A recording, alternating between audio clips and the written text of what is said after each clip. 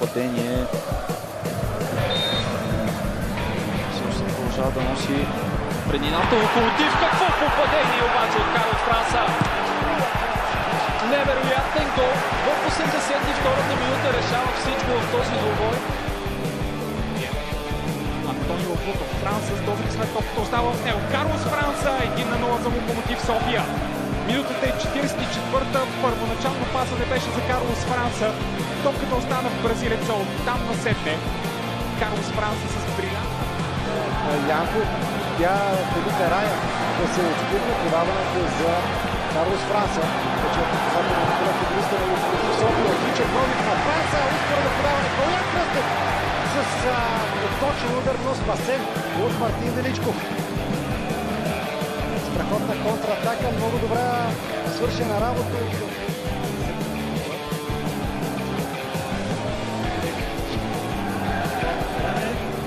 Все още шанса Локомотив София има. Дейвид Маленбана спечели втората. Удар с гола и 1-1. Ето как нещо по-интересно измислиха домакините в предни позиции. Карлос Франса бележи. Страхотно центриране на все втора полка случи. За играта Локомотив подаване към Карлос Франса бе в засада той, въпреки че прати топката във вратата. Големи неприятности пред вратата на Коркаш. Отлично центриране, описна Динко Коркаш. След всички похвали, които отправих към него, Карлос Франса се разгони към него. Карлос Франса. Позиция, казах ги вече, той е крайен защитник, но сега на върха на атаката Галин Минков, удар на Галин Минков по край вратата на Красимир Костов.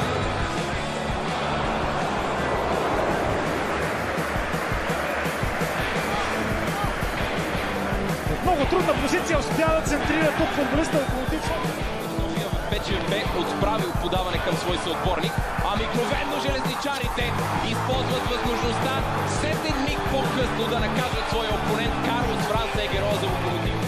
В компанията на централния нападател на домакините Карлос Франса, изчиствайки в странично хвърляне. Франса обаче тук демонстрира колко повратлив е и комбинира с Антонио Вутов. А това е първия момент, в който Красимир Костов нагледно трябваше да демонстрира своя рефлекс. Трето поредно нападение в тясно. Сега подаване в наказателно. И Уелтън с доста свободна роля.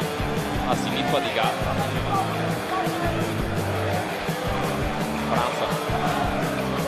Даване в наказателното поле и възможно. Иска подаване да напрегнат бето, обаче продължава Карлос Франса да владее. Навлиза в наказателното поле. Подаване към Калян Кръстев. София ще запише успех в този двубой. Изстрелът на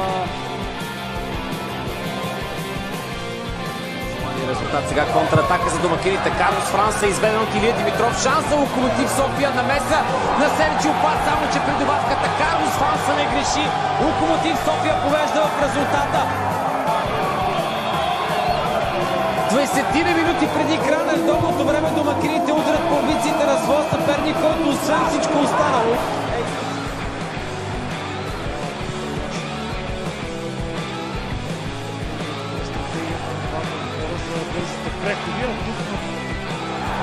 Няма нарушение. Играта продължава. Хубав пас на Галин Минков към Карлос Франса, който изпреварва Хорхе Сегура и сега може да намери.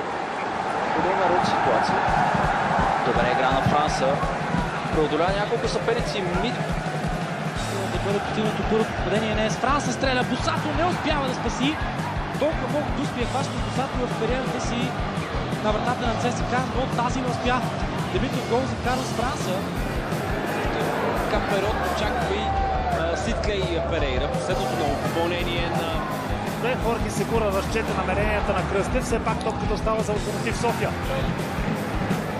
Беше на опит на Виктор Попов. Сега Карлос Франса създава проблеми на Живко Атанасов. Успя да го преодолее Карлос Франса. Продължава да бъде. Бе фаули. Общи усилия. Домакините успяха да отнемат, а сега Карлос Франса се справи с Велислав Боя, след това и с Георги Марианов. Александър Цветков. Все пак с добри действия Карлос Франца измъкна топката тук сега. 948 и попаденията само Технични действия от Бруно Франко. След това и Карлос Франца отлично преодолява свой съперник. Ахмедов, къде да бъде подадена топката? Те се пренасят вече в... Карлос Франца отново прави каквото иска с защитата.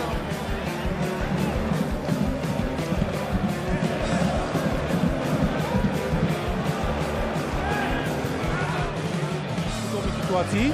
Именно това направи сега. Грешка на... Бек в Орчик срещу Славия. Там проблеми за Кристиан Петров. Бруно Франко за Карлос Франца. Високо подаване от Карлос Франца и Виктор Генев след тежко приземяване и изблъска между него и Александър. Загуби обаче Диего Рапосо топките и именно Франца владее. Успя да елиминира няколко пътника.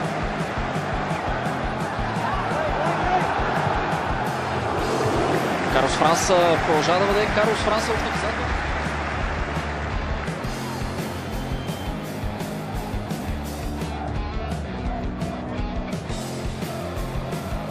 Малко по-пред позиции. Карлос Франца. Страхотни действия на Карлос Франца. Успя да се справи там с футболиста Лудогорец в наказателното поле. Карлос Франца!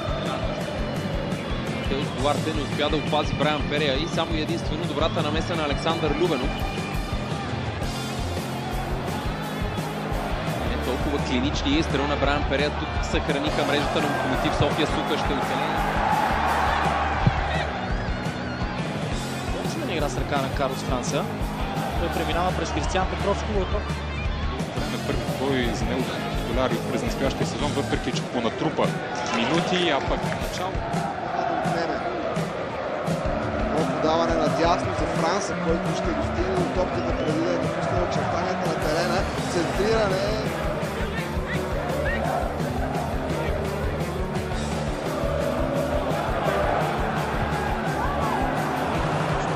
Трябва да премине покрай Джонатан Линдсет, справи се с Галин Минков. Това центриране